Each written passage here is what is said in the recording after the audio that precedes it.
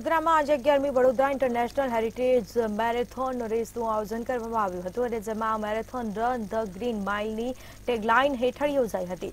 સસ્ટેનેબિલિટીની theme પર આયોજિત marathon અનાવરણ પ્રસંગે રાજ્યના ગૃહમંત્રી હર્ષ સંઘવી પણ આ મેરેથોન દોડમાં ઉપસ્થિત રહ્યા હતા.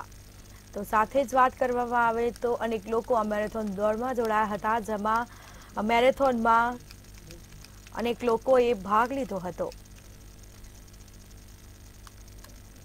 તો આ ઇન્ટરનેશનલ હેરિટેજ મેરેથોનમાં 1,34,291 લોકો દોડવીરો દોડ્યા હતા અને જેમાંથી 40 દેશોમાં રનર્સ હતા.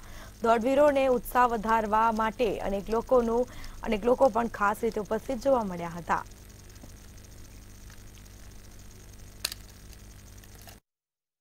આ વખતની મેરેથોનના બે ઉદ્દેશ છે: ફિટનેસ, ફિટ ઇન્ડિયા, અને બીજું છે સસ્ટેનેબિલિટી. આપણા આદરણીય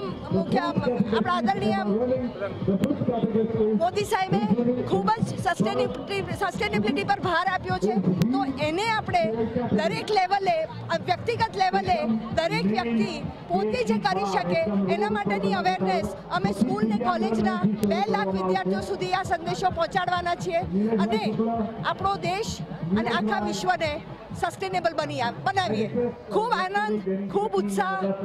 સ્પોન્સર્સ, વડોદરાના અગ્રણીઓ બધાએ ભેગા થઈને team Vadodara marathon, Vadodara municipal corporation, police department, આમના દ્વારા અમને ખૂબ સહયોગ મળ્યો છે.